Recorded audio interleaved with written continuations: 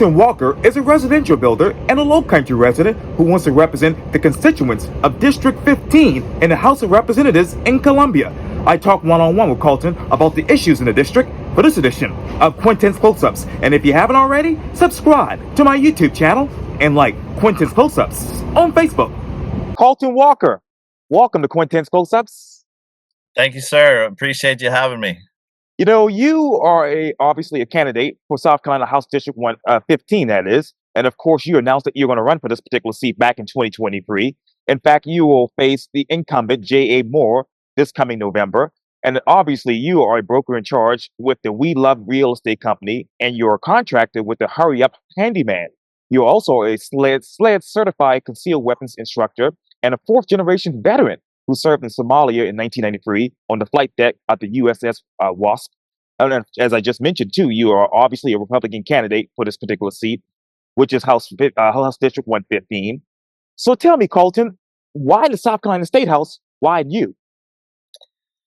For starters, the reason I decided to run is I had an issue, and I reached out to Mr. Moore, and actually reached out to the Charleston County delegation, and Mr. Moore ignored me, and the rich guy from Daniel Island, Mark Smith, replied back and told me, what to do.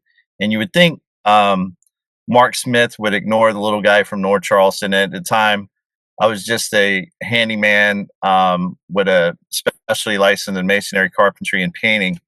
And now I'm a licensed residential builder. And so my business is growing. The rich guy reached out to me, but my own representative did not. And so as I found out that I'm not the only one that's had this issue, so I decided to run because he's ignoring the constituents of District 15. As a matter of fact, you said in a statement when you announced that obviously you were running for the seat, that you said, quote, "My life has always been about service, and our district needs a representative that is citizen-focused," unquote. So what is the current representative focused on in your mind, Carlton? I'll be honest with you, I can't answer that question because the first 4 years in office, he skipped 35% of his time in Columbia. And last year for 2023, he missed 56% of his time in Columbia. I mean, in the military, we call that AWOL, absent without leave. And you would be court-martialed and kicked out with a dishonorable discharge. So I really can't answer that question. And from me going door to door, I have witnessed a lot of stuff. Like literally just Saturday, I was putting out signs, and I met this old black man that had this long beard, and he talked about how he was in the hospital for a brain aneurysm, and his car was taken because they said it was abandoned. He was like, he was in the hospital, and he's never got his car back. And I'm like, he goes, and he's told me his vote doesn't matter. I'm like, listen, your vote matters to me. If I'm your representative, my phone number right now is on my website, votecarltonwalker.com, for anybody to call me. And if I'm elected, like if somebody calls me, and especially someone like that, I'm going to listen to you, and I'm going to be like, what do you mean somebody took your car? I'm going to work to get that car back. And he's like, yeah, it's been a few years now. And I'm like, and then on Midland Park Road, they were also, a guy was pushing a little stroller with his, as I was talking to this guy, and he stops and he's like, yeah, you see right there, there's literally flowers on a telephone pole. And it was like, yeah, just recently a lady was killed crossing the street here. They drive past way too fast down Midland Park. I mean, Midland Park, I know it's a cut through to get from 52 over to Ashley Phosphate, but it's a residential area, and the speed limit needs to be adjusted to down to 25, man, and maybe some speed humps put in there. But that community is being ignored. And then I found another community over in Goose Creek, and this should make anybody very, very upset. Well, I first heard about it at the Goose Creek fire station. They had a public hearing with SCDOT. I don't know if you saw that, but it's on my website, votecarltonwalker.com, and it's on the other website I created.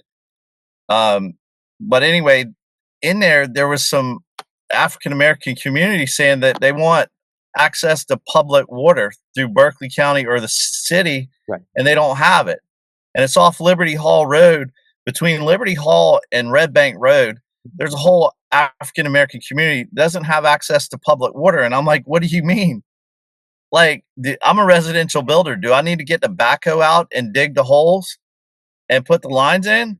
But from going door to door, I actually met some of the people that they're like, yeah, we would like to have access to public water through Berkeley County or the city, but they don't want the city because the city says if you come into the city, then you can't hunt on your land anymore. You can't do all that. They're like, no, listen, I spoke to Mr. Cribb. Johnny Cribb is a supervisor for Berkeley County. He's probably the best guy we've ever had.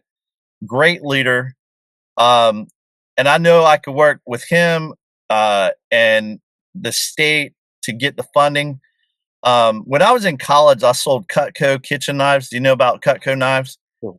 Well, I did some really awesome stuff with Cutco. I'm not sitting here tooting my own horn, but I sold 700 grand as a college kid. I was the first college kid on the East Coast to sell $20,000 in 10 days during the biggest contest we had. My Hall of Fame induction is on my website. But from selling Cutco, I was at a party in Mount Pleasant, and the Ways and Means chairman, Bruce Bannister, who is the Ways and Means chairman for this House of Representatives, Right. if you want anything for your district, you have to put it on his desk, and his committee decides if the state's going to pay for it. So with that connection, Bruce was like, yeah, I sold Cutco in college, and then I sold fire extinguishers door to door. I was like, what? That's harder than knives. And he's like, yeah, I finally got my act together and went to law school. And now he's the chairman of the Ways and Means Committee. And of course, I got my act together. I'm a residential builder and a real estate broker. But when I put something in for District 15, and I don't know if you know this, but for 2023, J.A. Moore only brought home $575,000 for the district out of like a $40 billion budget.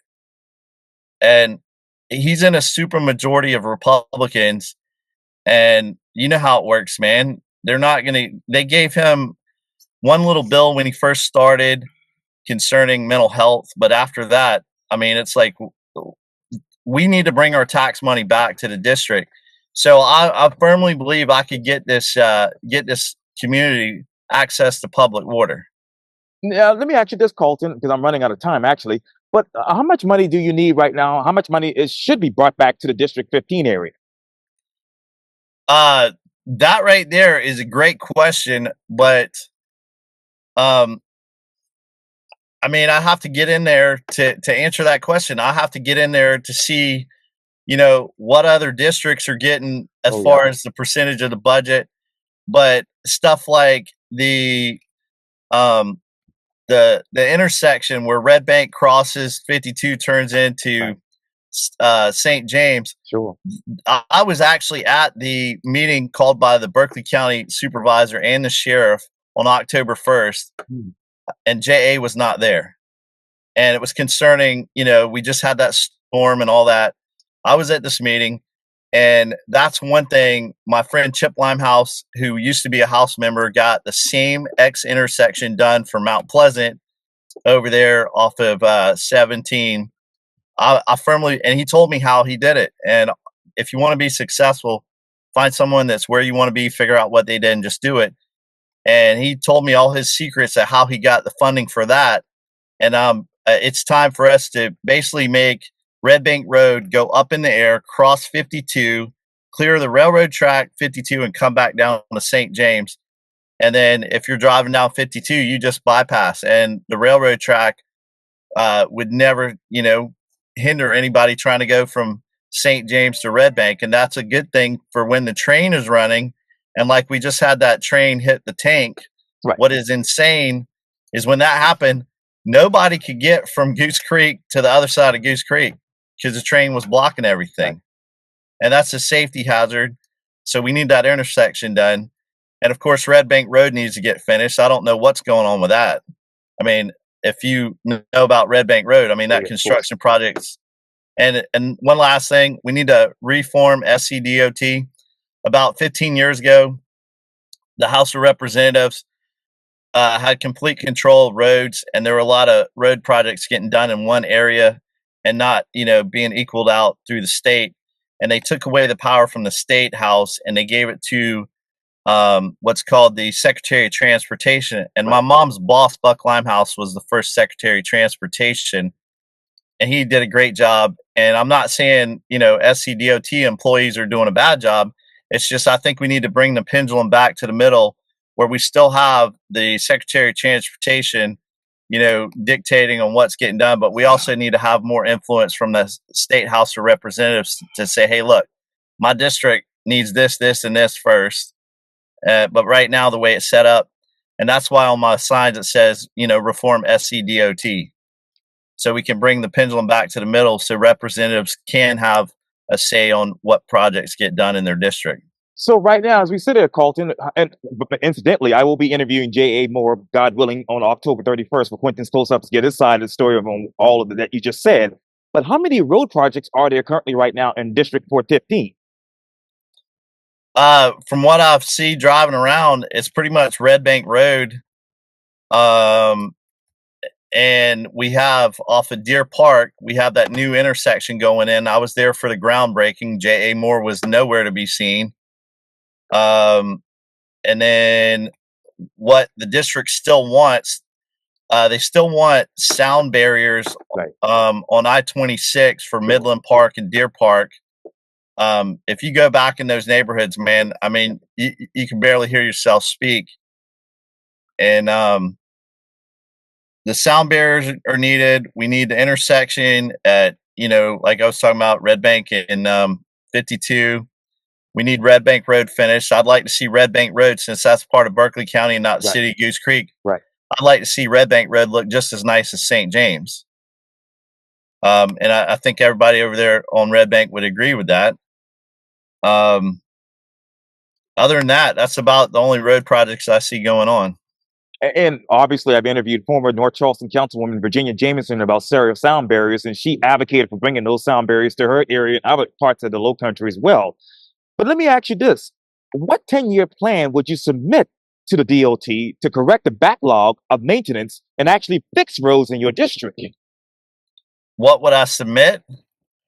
Well, seeing how I would be the new guy, I would do my homework for starters to find out what is the backlog.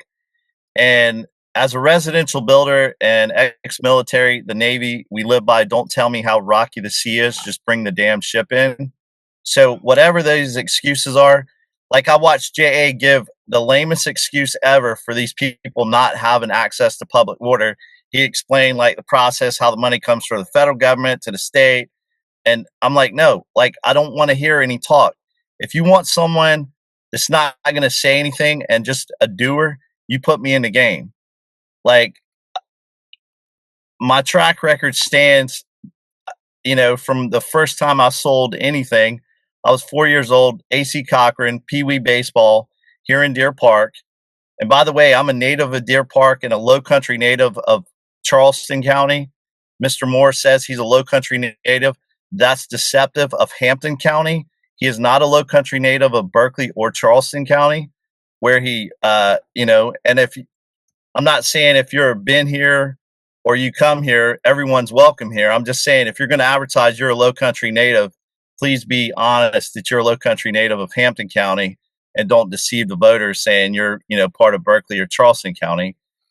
So I would have to get in there and see what's going on. Yes, sir. And the best way to do is start with the small projects first, knock those out, and then and go up from there. Yeah, but let me get back to the public water. I want to put the native stuff to the side. We all love the low country. But going back to the public water, how many people in your district right now don't have access to public water? If I had to take a guess, there was this guy Lamont that came and was talking about that, and then there was another woman that is not the same one that I spoke to the other night. I actually did a video when I was door to door. It was probably, I don't know, 8:30, and I got really upset, man. I just cannot believe there's people in this district that want access to public water and don't have it, and they're still on well systems where the Mm. water smells like Right. eggs, and you wash your clothes, it turns your clothes brown.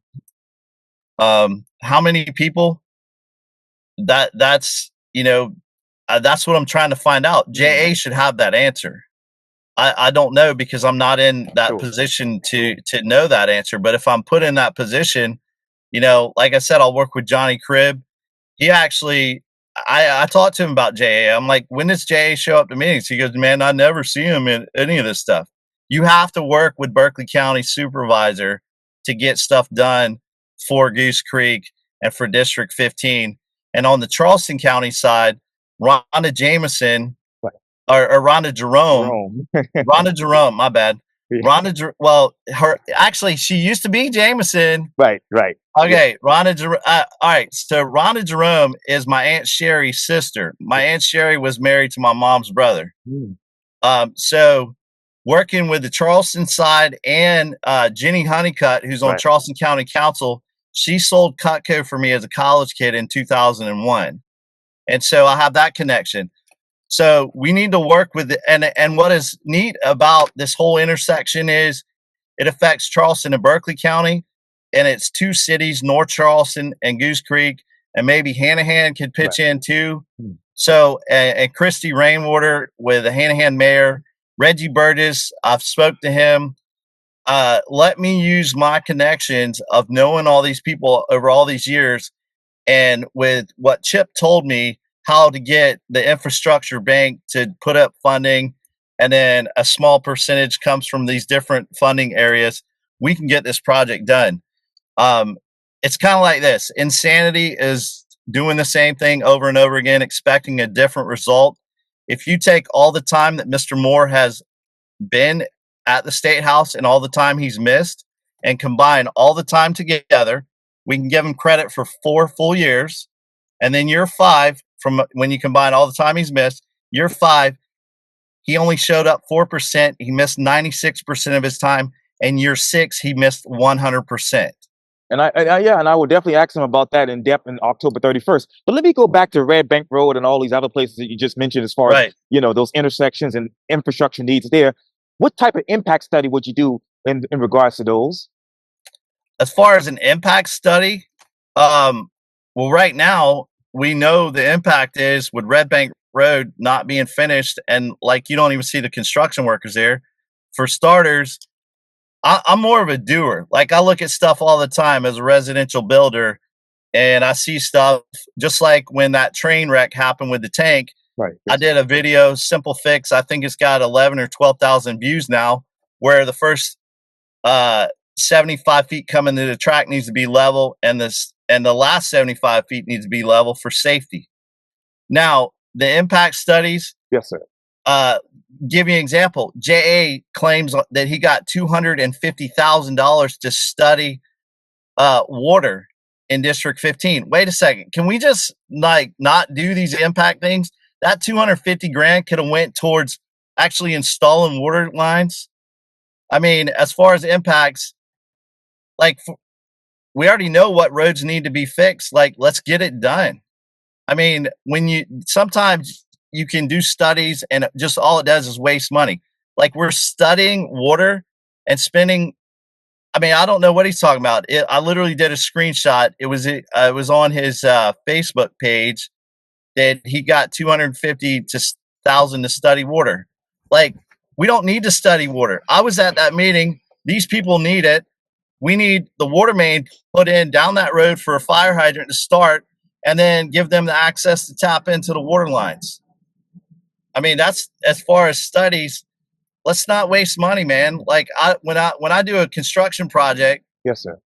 addition or whatever, or building, once you give me the plan, like, look, do you want this? Do you need this? Yes, I need this. Okay, let's come up with a plan and let's do it. I mean, doing a study is a great idea. And as far as I'm aware, because when I was at that special meeting on October 1st, Right. they had all the engineers there, and they had like 6 of the 10 plans for the intersection at Red Bank and 52. And they've done all the studies, and everybody wants that. If you ever in 5 o'clock or morning traffic, Yeah. you're at that light for 30 minutes, man. Well, let me ask you this, Colton. Out of those plans presented at that particular special meeting, which ones do the residents want the best?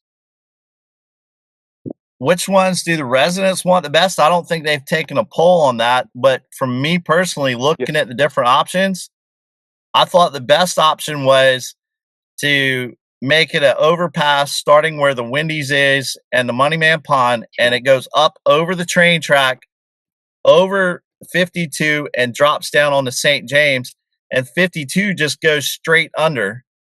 And that's the best option because that option makes it where the train coming or going has no impact on the citizens whatsoever. And so for public safety side, I think that's the best option.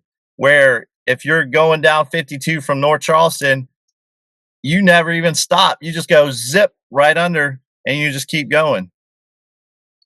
Now, how many cars would that take off of 52 if you were to implement that plan? That's another great question. I haven't had the opportunity to ask the engineers the car study of how many cars go down there. Yes, sir.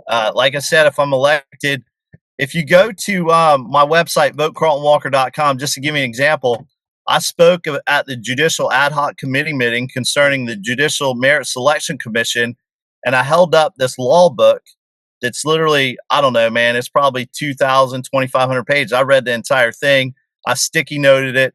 That's the kind of research I will do on a subject before I make a decision. And they gave me 3 minutes to speak. I used 2 minutes and 40 seconds. And then what was it crazy? I wasn't expecting this. The both sides, Republicans and Democrats, asked me questions for almost 20 minutes, and I answered all their questions. And every single one of them, bipartisan, they said, "I want to thank you for coming, not just complaining, but actually giving us solutions to the problem." And I'm a little upset because they used some of it, but they didn't use the main thing, and that is we need term limits for the Judicial Merit Selection Commissioners, 2 2-year terms. So a lawyer legislator is not coming back to reappoint or reselect a judge. So there's no nepotism or, hey, look, man, you got to rule in my case, judge, because you're coming up for reappointment. And if you don't, I'm going to fire you off the bench. Like that separation of powers needs to happen. And they didn't do that part. And even the governor, the bill he signed for Judicial Merit Selection Commission reform, he said as he was signing it, this is just a start. And like, put me in, coach, is my slogan for running for office. But like I said, all those questions you're asking me and I don't actually have the answer to, I will find out those answers once I'm in office. And like I said, just like I studied the law book, and on the cover it says South Carolina is the battleground for freedom.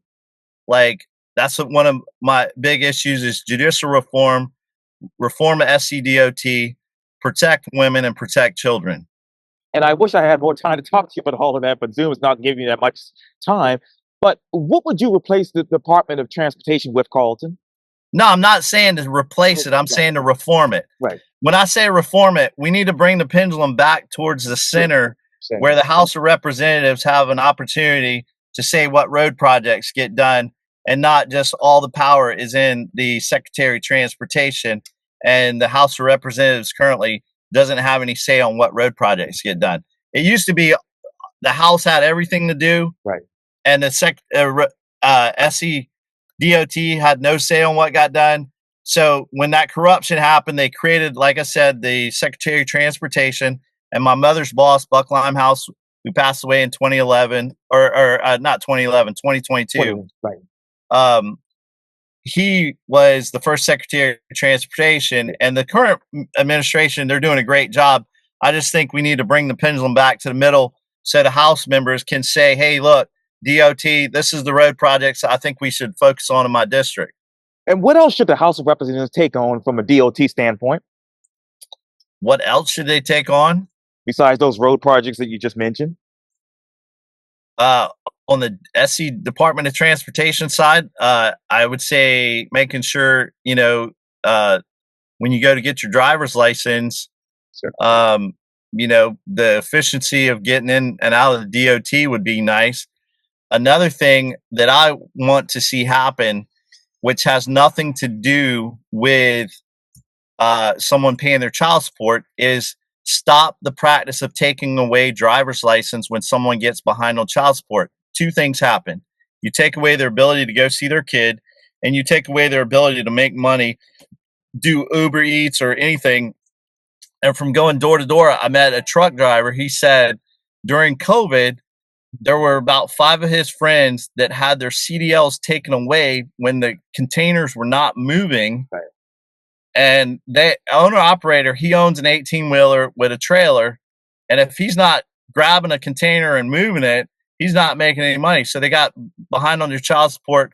Family court suspended their license. I think there's a better option to do with that situation, to offer a some kind of job opportunity with the private sector. What's like, hey, look, if you're behind on child support, you come into family court. Family court's going to say, first, we're going to put you on this program. Yeah, I know you already have one job, but guess what? You're going to have 2 jobs to get your butt caught up on child support, because the goal is to make sure the child support is paid. But this whole aspect of taking away someone's driver's license when they get $500 or more behind on child support, and it's an automatic thing. Wait a minute, you're taking their ability to get to work away. Like, that's not solving anything. And so that's one of the aspects that I'd like to see. And that has to do with the Department of Transportation and family court. And that's something that the House of Representatives needs to look into. And I think we can do a better job. The goal is to make sure our children in South Carolina are protected and well taken care of. And when you take away the ability of one parent to get to work, or for them to actually get caught up on child support, that's doing the exact opposite of your actual goal, and that is to get the child support paid. Yes, sir. And I want to get you back on Quintin's close ups if you're elected to talk about more about that in depth. But going back, you mentioned something earlier that I really wanted to ask you about, and please forgive me for this question. But when you talk about those water lines in those areas that are affected by those African American communities, how many water lines are there, and how many more do they need? Well, from the one lady I talked to, I believe her name was Angie. She said the main is out, and the one is out by the road. That's probably a half a mile. I Hmm. mean, it's literally on the other side of Liberty Hall. Oh, You yeah. have Liberty Hall Plantation, Cool. and you have some really nice neighborhoods that all have access to public water. Hmm.